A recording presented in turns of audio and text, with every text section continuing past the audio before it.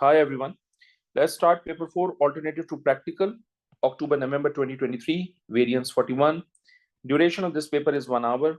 You need to attempt all the questions. The total mark for this paper is 40. All right. Question number 1.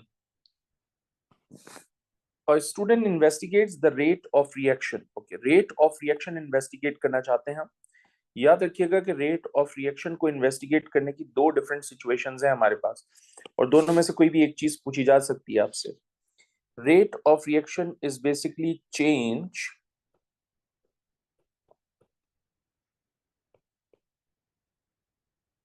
In concentration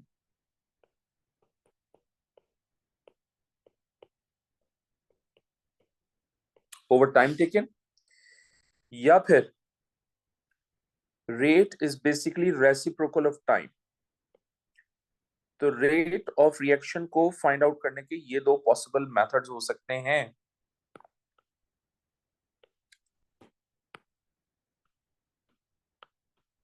okay अच्छा, rate of reaction को find out करने के ये possible methods हैं, लेकिन ये याद रखिएगा कि रेट ऑफ रिएक्शन को मैंने जो क्लास में करवाया आपको उसमें रेट ऑफ रिएक्शन को डिटरमिन किया जा सकता है वॉल्यूम ऑफ गैस कलेक्शन के through,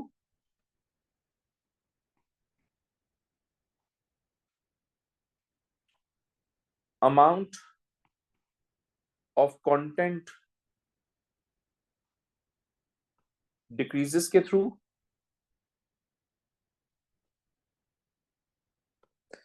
amount of precipitate form के through.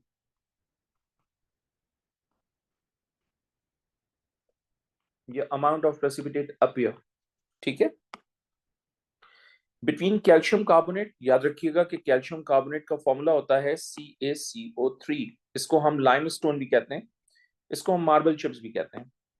With dilute hydrochloric acid, hydrochloric acid का फॉर्मूला होता है HCl. Figure 1.1 shows part of the apparatus the student uses.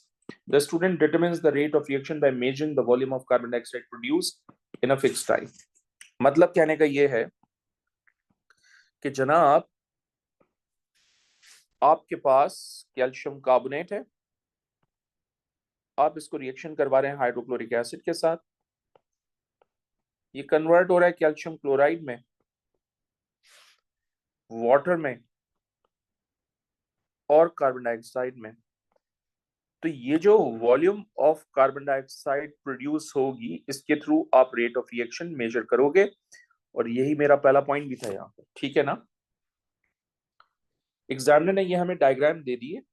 इस डायग्राम में हम कुछ चीजें देख लेते हैं. ये सबसे पहले है आपके पास डिलीवरी ट्यूब, और ये डिलीवरी ट्यूब इनकम्प्लीट है. इसका मतलब this delivery tube needs to be attached with a gas syringe. ये जो एपरेटस एक्स है ये बेसिकली आपका कॉनिकल फ्लास्क है. ठीक है. अच्छा, ये लेबल्ड हुआ है delivery tube, that's all right. ये HCl है और ये जो पीसेस हैं ये कैल्शियम कार्बोनेट के हैं. लेकिन आपको पता है इस वक्त इस पूरी डायग्राम में एक इशू है. इशू ये है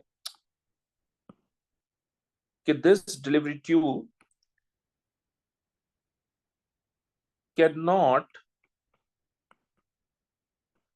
immersed in the reaction mixture.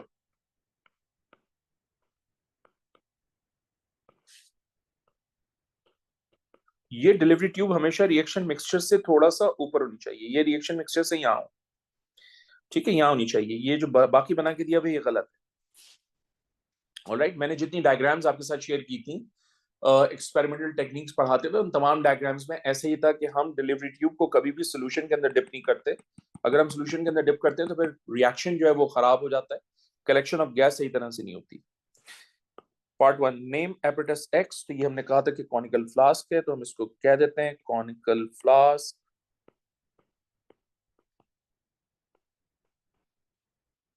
Next is the student has incorrectly positioned the delivery tube in the apparatus shown in figure 1.1. ये वही बात हो गई जो मैं यहाँ पर कह रहा था आपसे. वो कह रहे हैं figure 1.2 shows the correct position of the delivery tube. Okay, इसमें मुझे correct position of delivery tube बतानी है. ओके, वो तो इशू नहीं है. And somehow the rest of the apparatus the student uses to collect and measure the volume of gas produced. तो तुम सब जानते हो कि कलेक्ट करने के लिए तुम गैस सिरिंज यूज करोगे.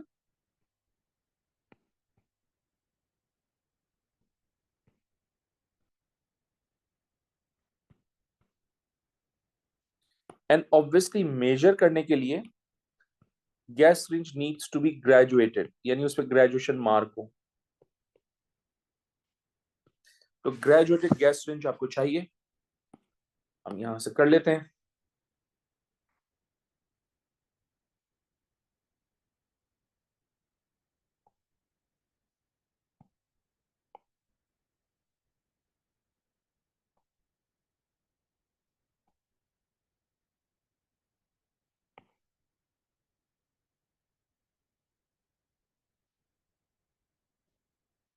ठीक है.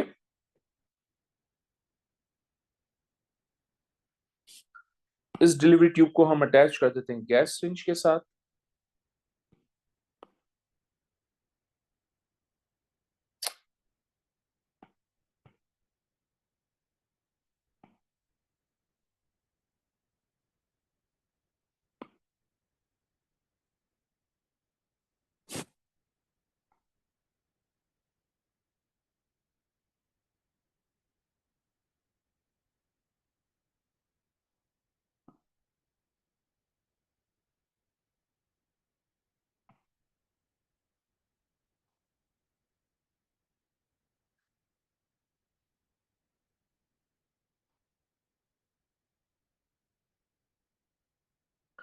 जितना एक्यूरेट बनाएंगे उतना ज्यादा बेहतर है, इसलिए क्योंकि गैस लीकेज शो नहीं होनी चाहिए डायग्राम में से.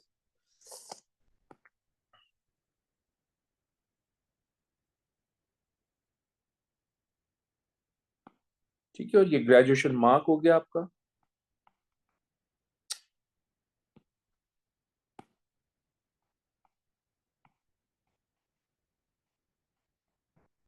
Alright, last but not the least,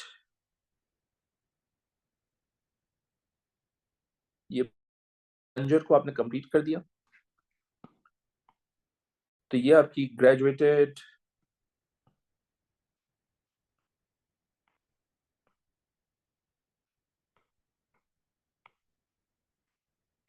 gas syringe है.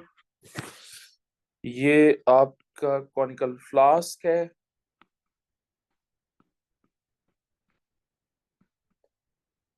ये आपकी डिलीवरी ट्यूब है.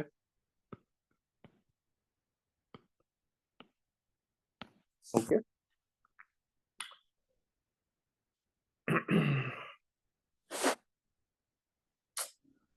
All right, let's move on to the next part of the question. The student collects 48 cm cube of carbon dioxide during the first 2 minutes. Okay. Calculate the mean rate of reaction in centimeter cube second in centimeter cube per second during the first 2 minutes. सबसे पहली बात, time हमारे पास क्या है? 2 minutes. इसको seconds में convert करें तो 1 मिनट में हमेशा 60 सेकंड्स होते हैं. राइट, तो 2 मिनट्स में आपके पास कितने सेकंड्स हो जाएंगे? 120 सेकंड्स. क्योंकि हम टाइम जो है वो हमेशा सेकंड्स में लेते हैं, और वो भी सेकंड्स में ले रहे हैं ना टाइम, इसलिए मुझे इस मिनट को सेकंड्स में कन्वर्ट करना जरूरी है. ठीक है, तो मेरे पास 120 सेकंड्स हो गए. अब हम मुझे रेट ऑफ रिएक्शन निकालना है.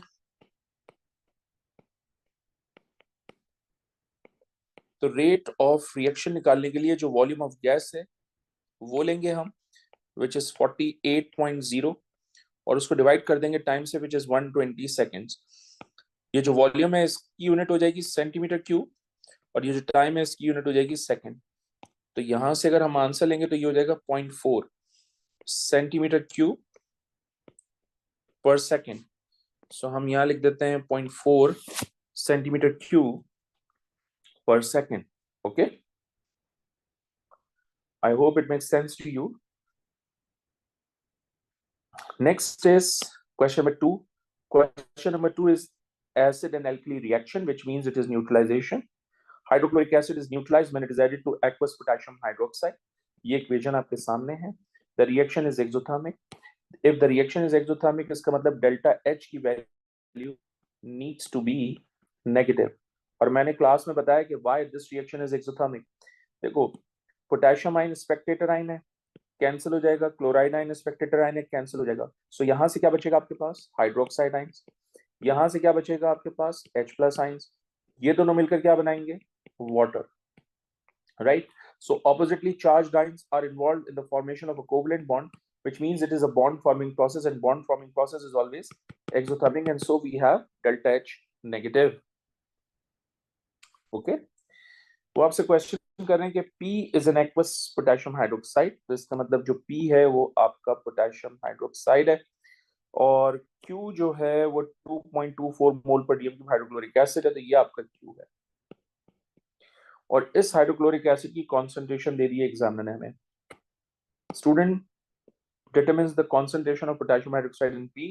The student does 6 experiment. The student uses a volumetric pipette to add 25 cm cube of P to a plastic cup. ठीक है, आपने वॉल्यूमेट्रिक पिपेट से 25 cm क्यूब P जो है वो मेजर किया और उसको प्लास्टिक कप में प्लेस किया. ये जो P है ये याद रखिएगा, ये NaOH है. तो प्लास्टिक कप में आपके पास क्या है? NaOH. Then using a measuring cylinder to add 20 cm cube of distilled water to the plastic cup. Okay, ये भी बहुत इंपॉर्टेंट है कि प्लास्टिक कप में डिस्टिल वाटर हम 20 cm क्यूब ऐड कर रहे हैं. तो इस प्लास्टिक कप में टोटल वॉल्यूम अब तक कितना हो गया? 45 cm क्यूब. राइट, ये याद रखिएगा. Stir the mixture in the cup with a thermometer and record its temperature to the nearest 0.5 degree Celsius. All right, so ये आपका इनिशियल टेम्परेचर हो जाएगा गाइस. अगर आपको याद हो, आपने वाटर ऐड किया है, this is going to be the initial temperature. यानी अभी आपने HCl ऐड नहीं किया. ठीक है,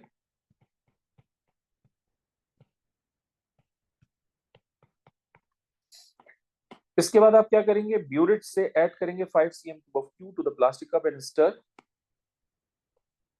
और ये जो Q है ये बेसिकली आपके पास क्या है? HCl. इसका मतलब ब्यूरिट में क्या है? HCl. अच्छा, स्टर कर रहा हूं. स्टर क्यों कर रहा हूं भाई? स्टर करना जरूरी है for uniform distribution of heat.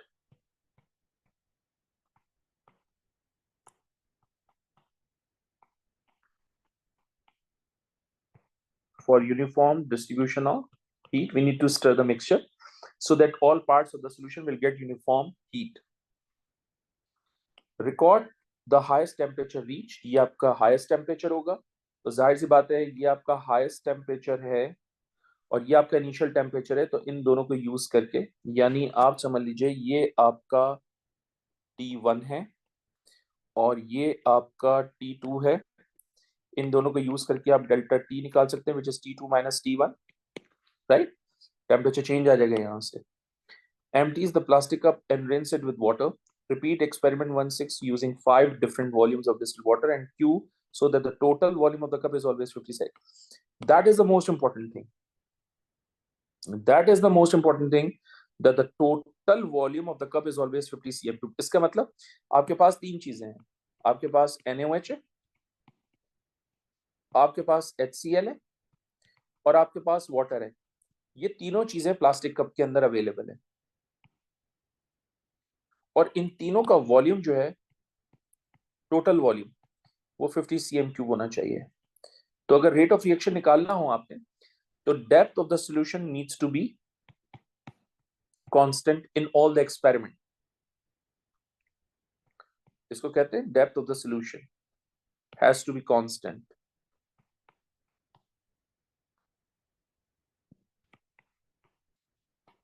ठीक है, आगे चलते हैं. देखिए, एग्जामिनर ने हमें एक्सपेरिमेंट नंबर दिया है, वॉल्यूम ऑफ पी दिया है. वॉल्यूम ऑफ पी क्या था आपके पास? Potassium hydroxide, sorry my bad, this has to be potassium hydroxide. सही, तो पी क्या है आपके पास? Potassium hydroxide. क्यू क्या है आपके पास? HCl. तो देखें, ये 25, ये 20 और ये 5, इन तीनों का टोटल वॉल्यूम कितना हो गया? 50. ठीक है, तो एक्सपेरिमेंट 2 में भी 50 होना चाहिए। तो ये 25 है, ये 10 है, तो ये हो गया 35। तो वॉल्यूम ऑफ वाटर कितना होना चाहिए? 15, ताकि 50 हो। आप नोट करें, 25 एंड 10 35, 35 एंड 15 50। ये 25 और 7, 25 एंड 7,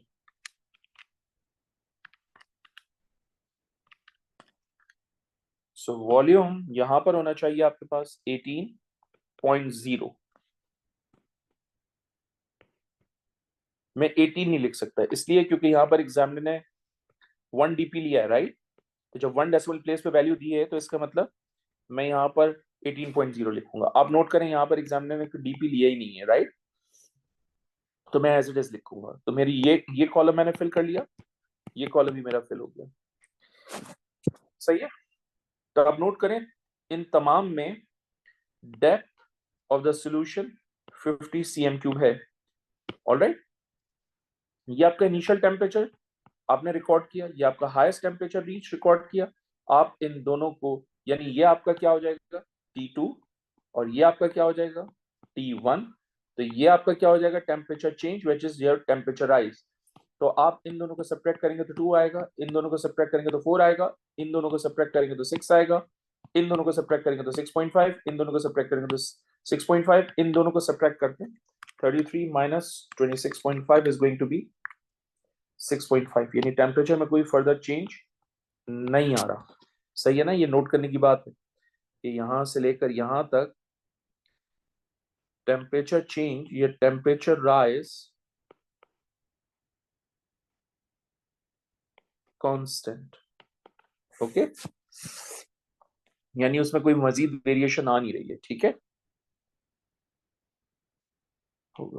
नेक्स्ट। अच्छा, ये पार्ट है तो हमने कर दिया। Complete table 2.1 by filling in the 3 missing values. Okay, we did that.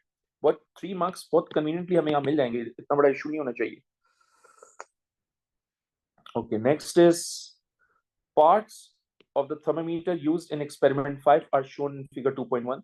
The liquid level inside the thermometer are missing. Complete figure 2.1 by drawing in the liquid level to show the initial temperature of P in experiment 5. Initial temperature of P in experiment 5. Experiment 5 में initial temperature हमारे पास कितना था?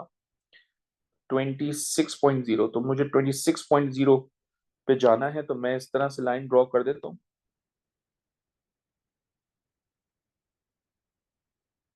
सही है, it has to be scale रख के होगा बेटा ये ड्रॉ। ठीक है, बिल्कुल एक्यूरेट देना है आपने।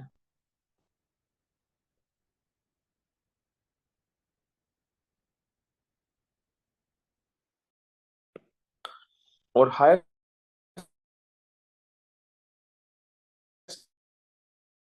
टेम्परेचर जो है में 32 है, सो 32.5 is basically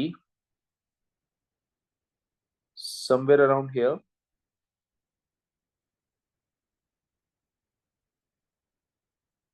ठीक है,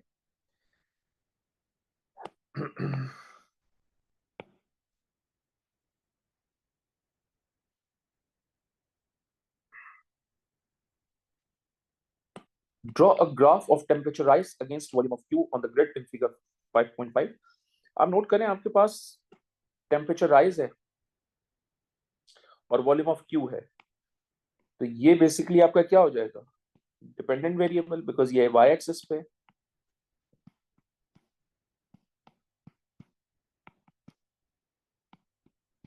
हम इसको मेजर कर रहे होंगे ना बेटा, डिपेंडेंट वेरिएबल को, और हम वॉल्यूम ऑफ Q को चेंज कर रहे हैं, तो ये आपका इंडिपेंडेंट वेरिएबल हो गया,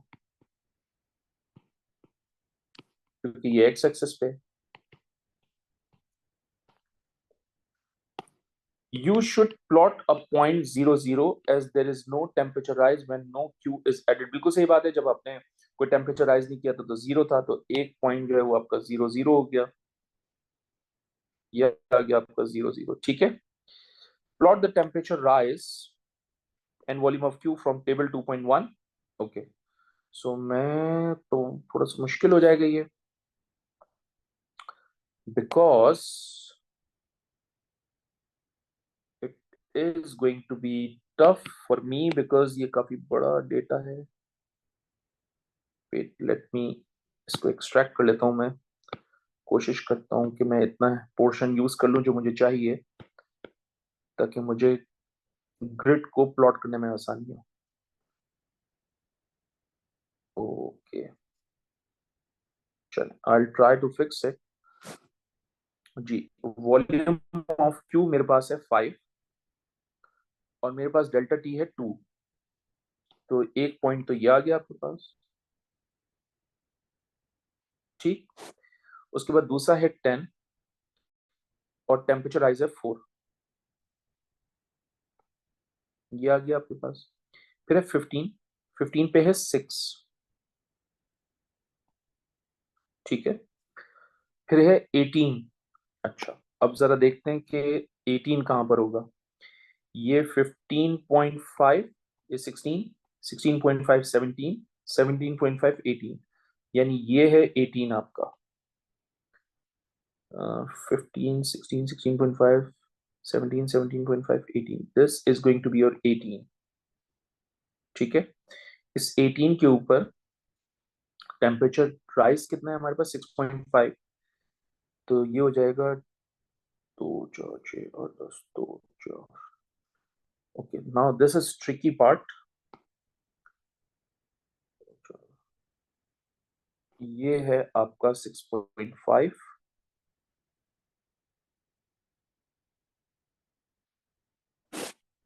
ओके। और ये है आपका 18। सो मुझे पॉइंट एक्चुअली यहाँ प्लेस करना है, ठीक है। ये पॉइंट बहुत परफेक्टली प्लॉट होने चाहिए। से ये हटा दीजिए, से ये भी हटा दीजिए। अच्छा, अगर ये 18 है तो 18.5, ये 19 है तो 9.5 एंड देन 20। सो सही है। उसके बाद है आपके पास 20 और 20 के ऊपर है 6.5। तो 6.5 20 के ऊपर, 20 के ऊपर 6.5 समवेयर अराउंड हेयर। फिर है आपके पास 25, 25 जो है उसके ऊपर 6.5 समवेयर अराउंड हेयर, ठीक है। ये तो मैंने प्लॉट कर दिया। अब वो कह रहे हैं आपसे क्वेश्चन में कि draw a straight line of best fit for the first 4 points. First 4 points की लाइन ऑफ बेस्ट फिट बनानी है आपने। तो मैं फर्स्ट 4 पॉइंट्स की लाइन ऑफ बेस्ट फिट बना देता हूं। ये फर्स्ट 4 पॉइंट्स की line of best fit draw की मैंने, ठीक। उसके बाद वो कह रहे हैं draw a straight line of best fit for the last 3 points. अच्छा जी, लास्ट 3 पॉइंट्स की लाइन ऑफ बेस्ट फिट बना देते हैं। वो ये रही,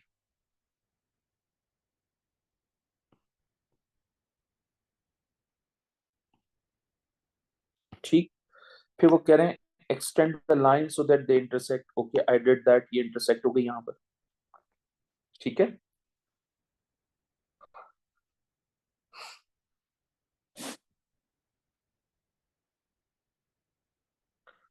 I hope it makes sense to you. Next is the point where the two lines intersect indicates the volume of Q that exactly neutralizes 25 cm cube of P. Determine the volume of Q where the two lines on the graph intersect. Okay, ये बहुत important बात है।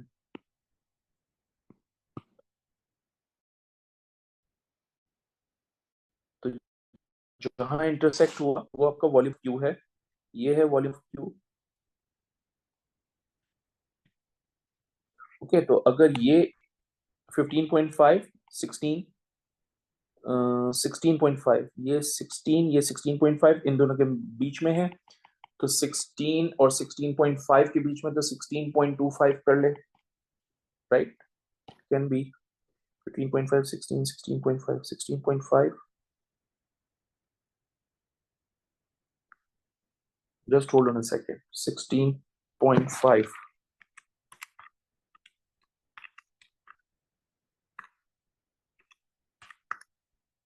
या 16.25,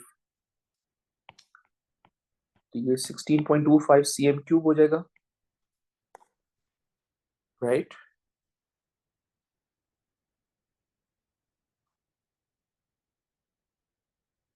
तो volume of Q is 16.25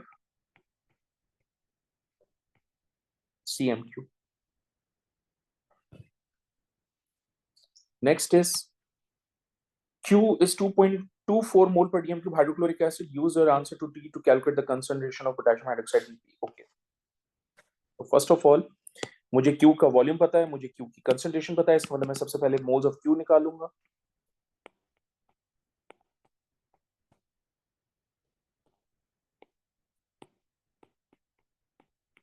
1000 cm³ of HCl contain 2.24 moles.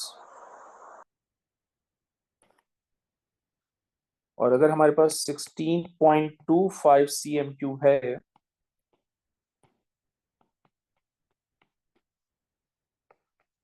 तो moles कितने होंगे?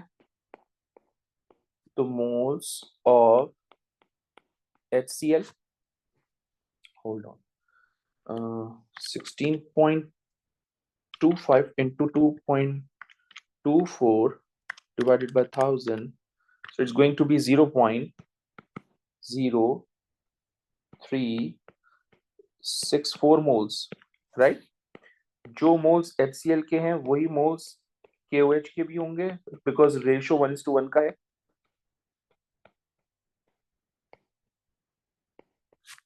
Alright.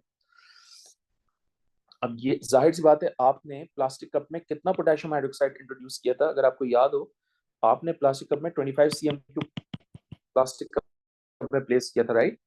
सो हम यहां पर लिखेंगे कि 25.0 cm³ of KOH contain how much moles?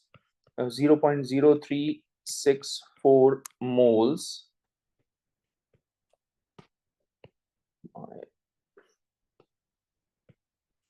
तो अगर कंसंट्रेशन निकालनी है तो मैं 1000 cm³ से कंपेयर कर लूंगा.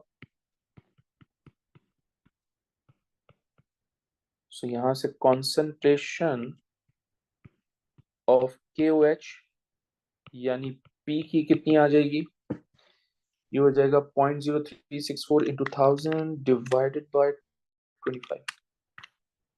ये हो जाएगा आपके पास 1.456 मोल पर dm³. ओके.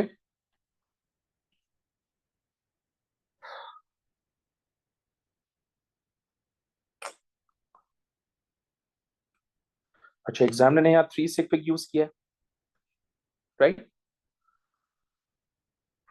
तो हम यहाँ पर भी 3 sig यूज कर लेते हैं कंसंट्रेशन के लिए.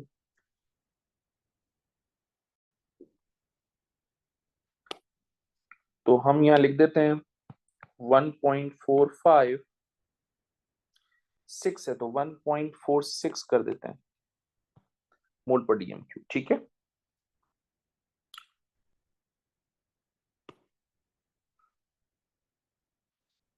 A measuring cylinder is used to measure the volume of water. Suggest why the volume of water in table 2.1 are not given to one decimal place. Measuring cylinder मैंने आपको class में पढ़ाया था कि अगर आपको कभी भी वॉल्यूम मेजरिंग सिलेंडर से डिटरमिन करना हो, इसका मतलब वो एक्यूरेट वॉल्यूम नहीं है आपका. ठीक है ना? यानी मैं ये कहना चाह रहा हूं कि आपने यहाँ जो वॉल्यूम ऑफ वाटर था वो किसी भी डेसिमल प्लेस पे नहीं था, है ना?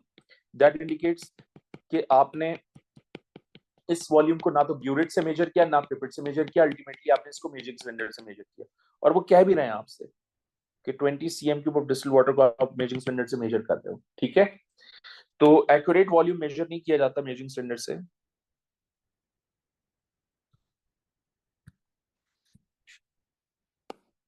This is because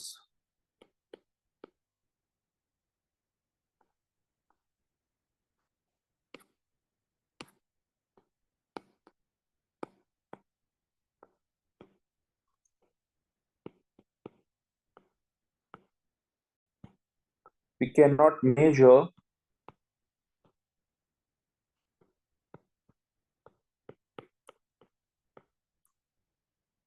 accurate volume as it has a high percentage error, यानी लोअर एक्यूरेसी लेवल होता है. परसेंटेज एरर जितना ज्यादा होगा एक्यूरेसी उतनी ही कम होगी, ठीक है। Next is state and explain why a plastic cup rather than a metal cup is used in this experiment. Plastic cup absorbs negligible amount of heat, सही है, तो ये बेटर इंसुलेटर होता है। Plastic cup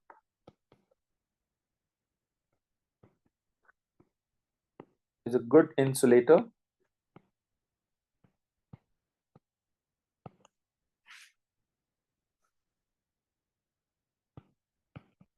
because it absorbs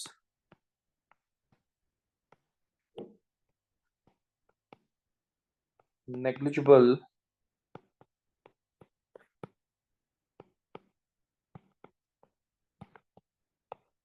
amount of heat. Next is state why the mixture is stirred before measuring the temperature in this experiment। तो मैंने आपको कहा था कि भाई यूनिफॉर्म डिस्ट्रीब्यूशन ऑफ हीट के लिए है, सही है। तो आप लिखेंगे सो दैट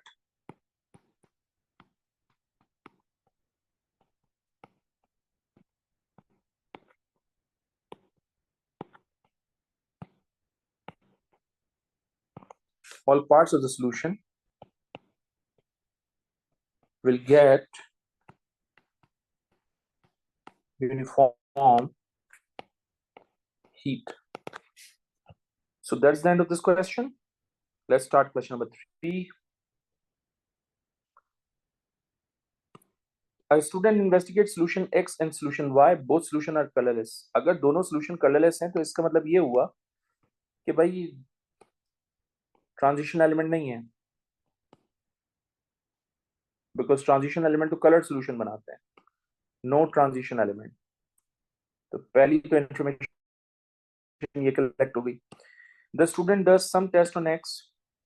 सबसे पहले एक्स के टेस्ट करके देख लेते। Add 1 drop of aqueous sodium hydroxide to X in a test tube. White precipitates which then dissolves. अच्छा जी, अब white precipitates then dissolves का मतलब ये हुआ कि भाई ये आपका कैल्शियम आयन भी हो सकता है, ये आपका मैग्नीशियम आयन भी हो सकता है, ये आपका एल्यूमिनियम आयन भी हो सकता है, ये आपका जिंक आयन भी हो सकता है, क्योंकि ये सब वाइट प्रेसिपिटेट्स देते हैं एंड देन ये डिसॉल्व भी हो जाते हैं, सही है, ठीक है ना। आगे चलते हैं। Next is aqueous sodium hydroxide to X in a boiling tube. Warm the mixture and test the gas produced with damp litmus paper. Pungent smell of ammonia. No change to the litmus paper. Whenever any ammonium salt react with any alkali under heat and ammonia gas is formed, then it means ammonium ions are present. इसका मतलब इस X के अंदर ammonium ions हैं।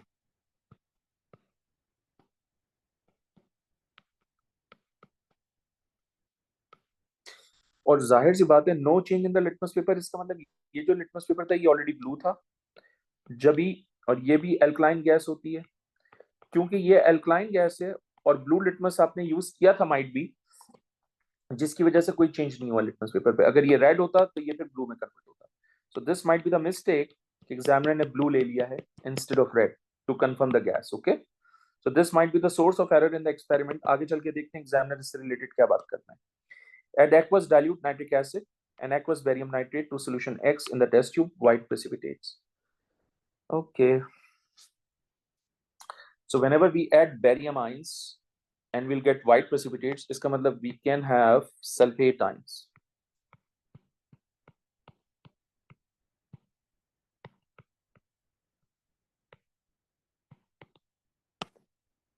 We can have sulfate ions, ठीक है।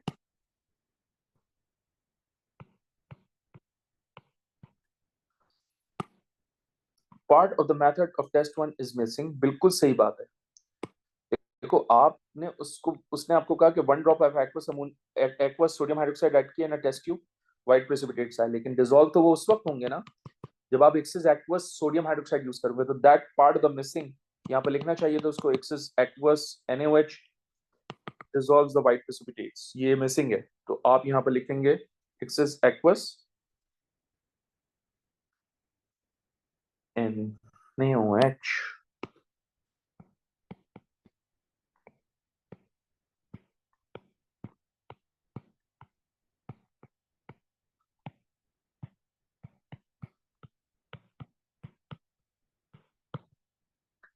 Next is the observation for test 1 is incomplete. State other observation which is made for test 1. Test 1 के लिए other observation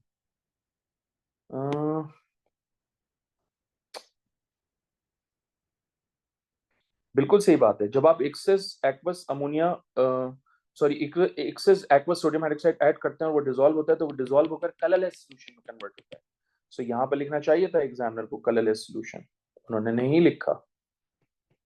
ठीक है, और मैंने सॉल्ट एनालिसिस में यही कहा है कि white precipitates dissolves and give you a colourless solution, right. So हम यहाँ लिख देते हैं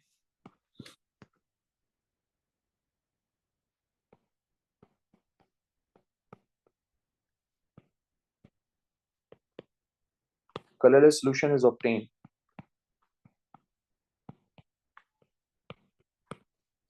Next, suggest why ammonia produced in test 2 has no effect on the litmus paper. जाहिर सी बात है, आपने ब्लू लिटमस पेपर यूज किया है,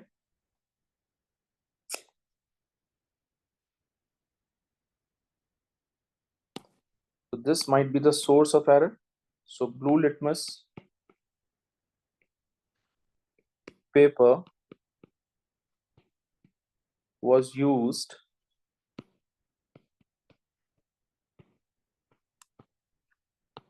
instead of red.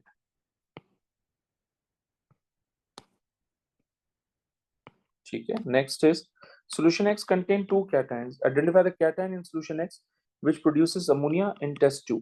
तो आपको पता है, मैंने आपको बता दिया था कि टेस्ट 2 में अमोनिया माइंस है क्योंकि वो अमोनिया गैस प्रोड्यूस कर रहा है NaOH की एडिशन और वार्म करने पे। सो हम लिखेंगे यहाँ पर ammonium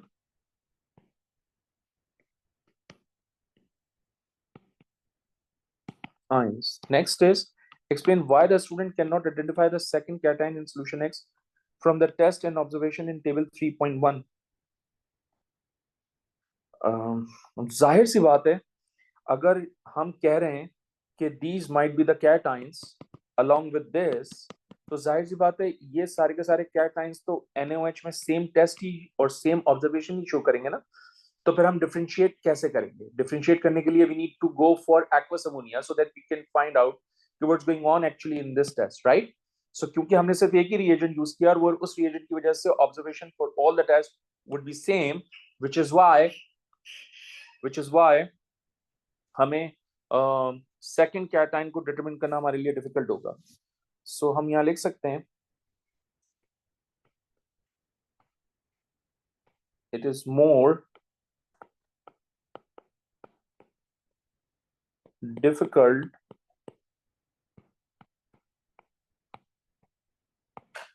to determine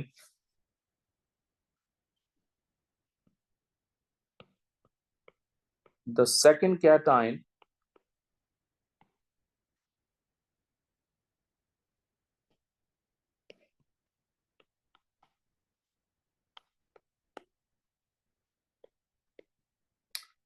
with the same reagent। सही है। अच्छा, अब हम एक चीज और कंफर्म करते हैं कि भाई इसमें से एग्जामिनर दे कौन सा सकता है, ठीक है ना। तो हम चलते हैं इसके टेस्ट पे। कैटाइंस, कैटाइंस में कैल्शियम है, एल्यूमिनियम है और जिंक है। तो calcium, aluminium and zinc, magnesium नहीं है इसमें, ठीक है। तो हम मैग्नीशियम वहां से रिमूव कर देते हैं। तो हम मैग्नीशियम यहां से रिमूव कर देते हैं, मैग्नीशियम नहीं है। These are the three cations, alright, जो पॉसिबल हो सकते हैं।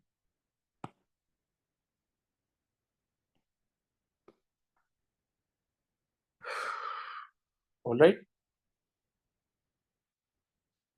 Identify the anion in X. तो एनाइन तो मैंने बता दिया था कि सल्फेट आइंस हैं आपके पास, ठीक है।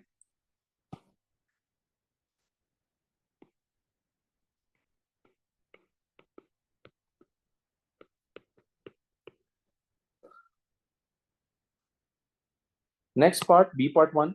The student add universal indicator to solution Y in a test tube. The universal indicator turns red. Okay. Identify the cation present in Y.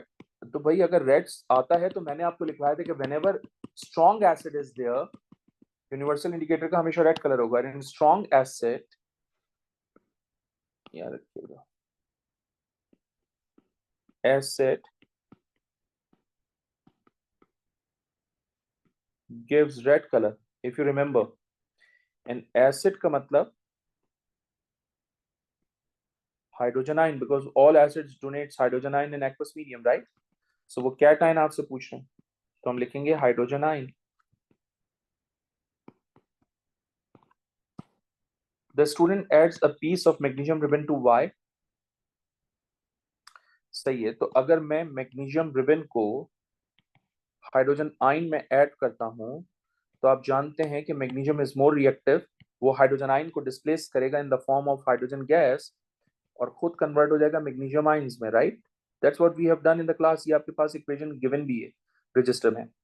वो क्या भी रहा है, hydrogen is produce. Suggest to observation the student make. पहली बात, bubbles of gas is given of.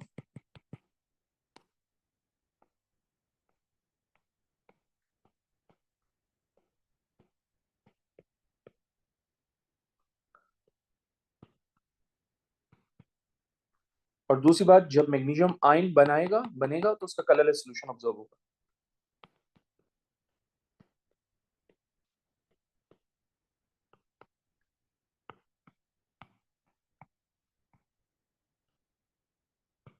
ठीक है.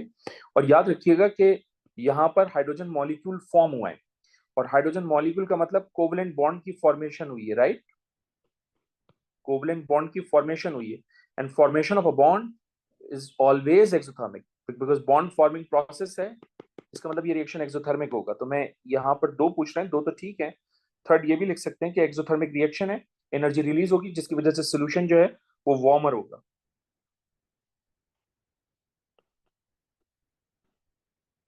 Exothermic reaction,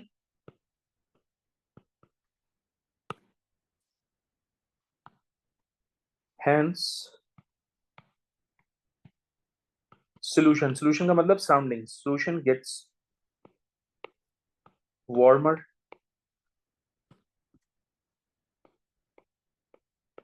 या temperature of the solution rises, right? ये भी कह सकते हैं. Describe how the student test the gas to show that it is hydrogen. Insert the burning splinter in the gas jar.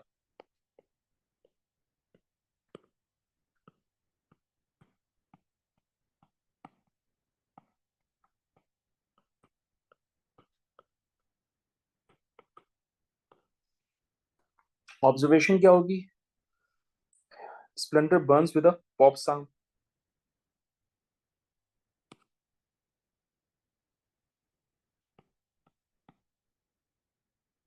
Pop sound is produced.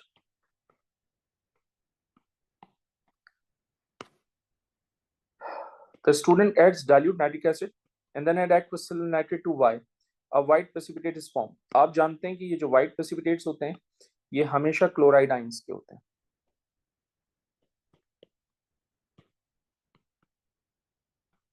So chloride ions present. ठीक है. Identify the anion present. See chloride ion.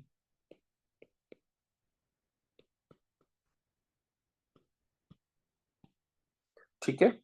तो अब आप note करें, इस Y में आपके पास एक हाइड्रोजन आयन था, इस Y में आपके पास एक क्लोराइड आयन है, और अगर आप दोनों को बनाएंगे तो क्या बनेगा? हाइड्रोक्लोरिक एसिड बनेगा. इसका मतलब जो सोल्यूशन Y है आपके पास वो हाइड्रोक्लोरिक एसिड है.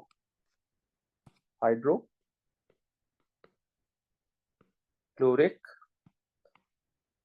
एसिड है. That's a brilliant question, I must say. This question is extremely brilliant. This one. Oh, next question, question number 4. Ammonium sulfate is a salt used in fertilizer. Okay. Ammonium sulphate एक salt है. अगर ये salt है तो जाहिर सी बात है ये सॉलिड फॉर्म के अंदर होगा. At RTP ammonium sulphate is prepared by neutralising dilute sulphuric acid with aqueous ammonia. ठीक है, अगर आप एक, अच्छा ये सॉलिड भी है और दूसरी बात ये है कि ये सॉल्युबल इन वाटर भी है, इसका मतलब ये एक सॉल्युबल सॉल्ट है, और सॉल्युबल सॉल्ट को आप एसिड और एल्कली से मिलकर रिएक्शन दोनों रिएक्शन करवा रहे हैं, तो इसका मतलब टाइट्रेशन का मेथड है यहाँ पर, और टाइट्रेशन मेथड के थ्रू मैं एक सॉल्ट प्रिपेयर कर रहा हूँ, और टाइट्रेशन मेथड के थ्रू हमेशा सॉल्युबल सॉल्ट प्रिपेयर होता है।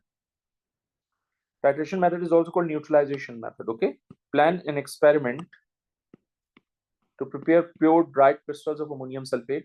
We have done this area in the class. The exact आपने points उठा के लिखना है. Your plan should include the use of common laboratory apparatus, dilute sulfuric acid, aqueous ammonia, methyl orange indicator.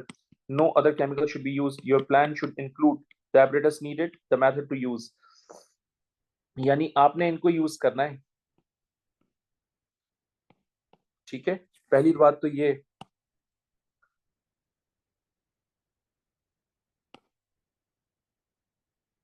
कि आपके पास burette होता है, आपके पास पिपेट होता है, ठीक है, और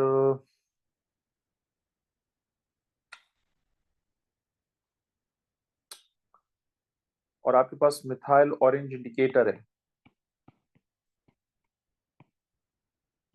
to get the sharp end point हम व्हाइट टाइल भी यूज करते हैं. ठीक है, अच्छा अब ब्यूरेट के अंदर जो है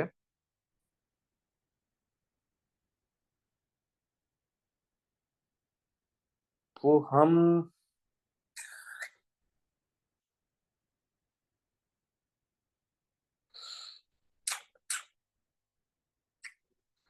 हमने क्लास में ये कहा है कि आप एसिड भी ले सकते हो, एल्कली भी ले सकते हो, तो हम एक काम करते हैं, हम एल्कली ले लेते हैं, यानी एक्वस अमोनिया. और पिपेट के, अच्छा कॉनिकल फ्लास्क भी होगी गाइस, कॉनिकल फ्लास्क भी होगी, टाइट्रेशन तो उसी में होगी ना. अच्छा, पिपेट से हम मेजर करेंगे एसिड और हम उसको कॉनिकल फ्लास्क में प्लेस करेंगे, तो it has to be HCl और H2SO4. Okay okay, no issue.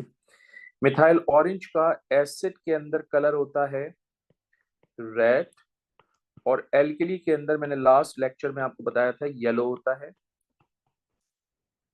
क्योंकि मैं एसिड कॉनिकल फ्लास्क में ले रहा हूं तो इनिशियली कलर होगा रेड, और जब मैं एल्कली से टाइट्रेट करवाऊंगा तो कलर हो जाएगा मेरे पास येलो. तो इसका मतलब मेरे पास कलर ऑब्जर्वेशन क्या होगी, red to yellow at the end point. ठीक है, अब हम क्या करते हैं, हम पॉइंटर्स लिखते हैं, कोशिश करते हैं कि हम एपरेटस हाईलाइट करें और प्रॉपर तरीके से उसको मेंशन करें. तो सबसे पहला काम हम क्या करेंगे, wash the burette with distilled water.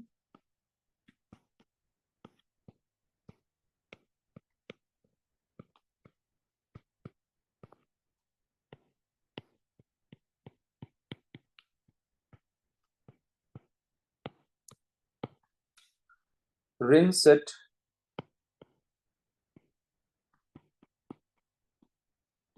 with aqueous ammonia.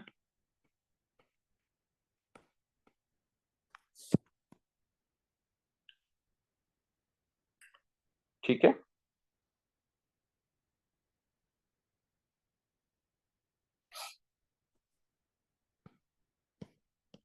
up to the mark of 50.0 cm3. कैसे पता चला, आपको याद है मैंने आपको एक्सपेरिमेंटल टेक्निक्स में एपरेटस पढ़ाए थे. मैंने आपसे कहा था कि ब्यूरेट जो है उसको आप डिस्टिल वाटर से वॉश करते हैं, रेलेवेंट सॉल्यूशन से रिंस करते हैं, और क्योंकि ब्यूरेट की जो टोटल वॉल्यूम होता है वो 50 cm3 है, इसलिए मैं इस एक्वस अमोनिया को 50 cm3 तक फिल करूंगा. ये रिंस जो है ना वो आपको बाद में शायद समझ में ना आए, इसको थोड़ा सा बेहतर अंदाज से लिख लेते हैं. ठीक,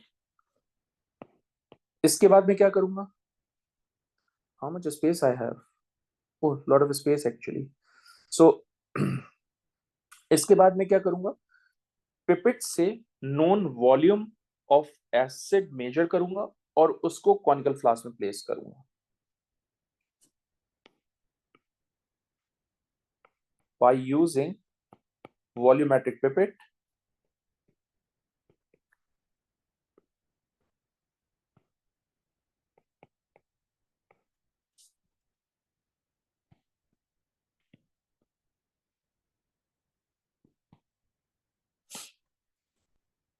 measure the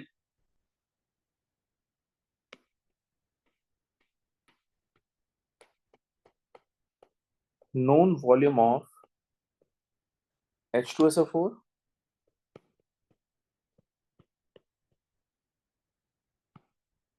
and then place it in the conical flask.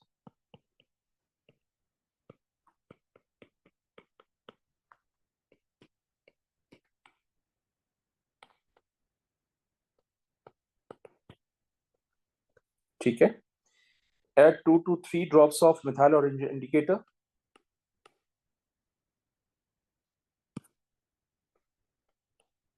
Examiner 5 add कर रहे थे, हम 2 to 4 कर लेते हैं. Add 2 to 4 drops of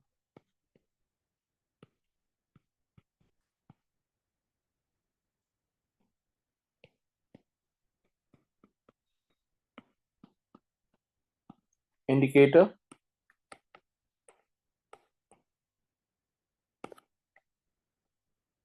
in the conical flask.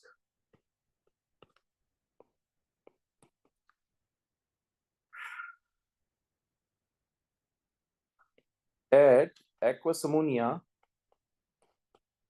from the burette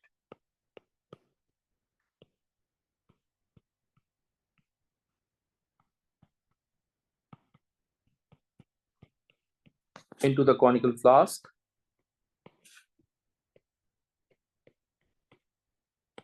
until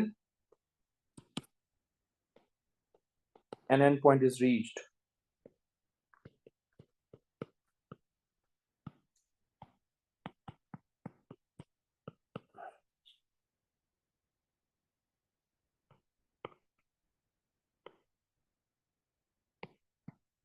That is yellow color is seen. ठीक है.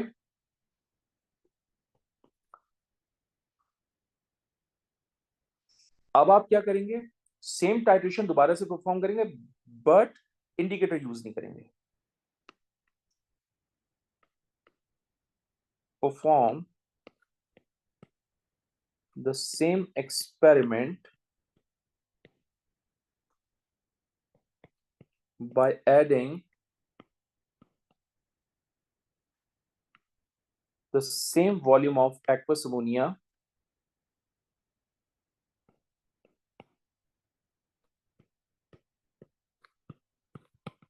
without indicator.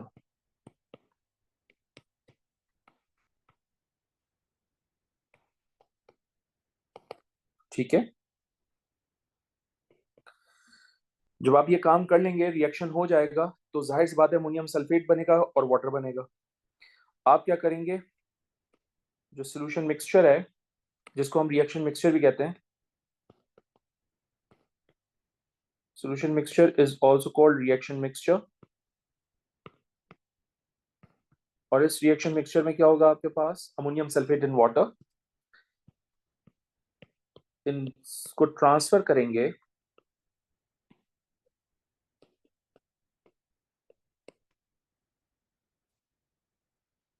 Evaporating dish में.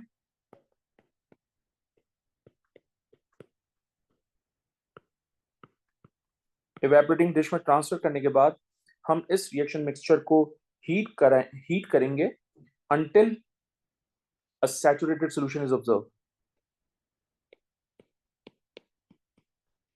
Heat the reaction mixture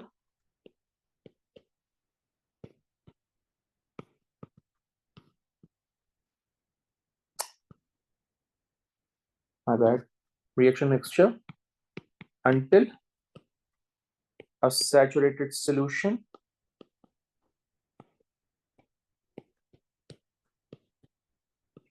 is obtained. ठीक है. जब सैचुरेटेड सॉल्यूशन बनेगा, hold on,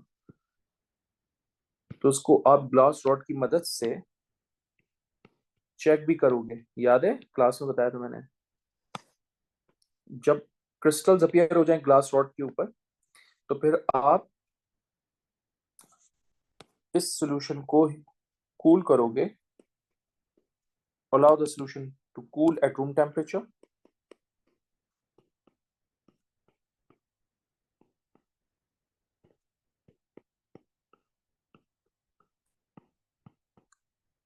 at RTP to get crystals।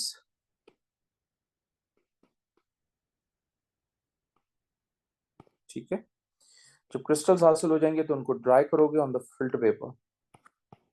Dry the crystals on the filter paper.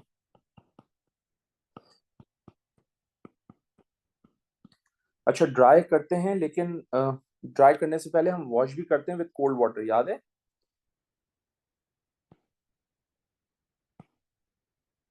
और cold water से wash इसलिए करते हैं ताकि अगर कोई इंप्योरिटीज वगैरह हैं तो वो रिमूव हो जाए, फिर हम उनको ड्राई कर लेते हैं फिल्टर पेपर पे। So I don't know how much marks for this question, I don't know, लिखा हुआ भी नहीं है। ओह, वो 6 मार्क्स का है तो I think more than enough है, लॉट ऑफ पॉइंट्स एक्चुअली। ठीक है, अब एक चीज गौर से सुने, ये मैंने कैसे लिखा और मुझे कैसे पता था कि मैंने ये सब लिखना है। तो मैंने आपको सॉल्ट प्रिपरेशन करवाई है, ठीक है, टाइट्रेशन मेथड के थ्रू। आप उसको पढ़िएगा जाके, मैंने यहां से लेकर यहां तक लिखी है वो सॉल्ट प्रिपरेशन। ठीक है, उसके बाद आप नोट कीजिएगा, मैंने आपको टाइट्रेशन मेथड भी करवाया है और उस टाइट्रेशन मेथड के अंदर मैंने यहां से यहां तक लिखा है, और जो सॉल्ट प्रिपरेशन है उसमें यहां से यहां तक लेकर चलूंगा अगले पॉइंट तक। तो ये दो डिफरेंट एरियाज को एग्जामिनर ने ना कंबाइन करके पूछा है। एक सॉल्ट प्रिपरेशन, यानी आपको पूरा टाइट्रेशन मेथड के थ्रू सॉल्ट को प्रिपेयर करना आना चाहिए, और दूसरा कि अगर आपको क्रिस्टल्स हासिल करने तो फिर आपको क्रिस्टलाइजेशन का प्रोसेस आना चाहिए, जिसको हमने सैचुरेटेड सॉल्यूशन बना के क्रिस्टल्स हासिल किए। That's the whole plan. दो डिफरेंट, 2 से 3 एरियाज एग्जामिनर ने एक साथ पूछे हैं आपसे। ठीक है, I hope it makes sense to you.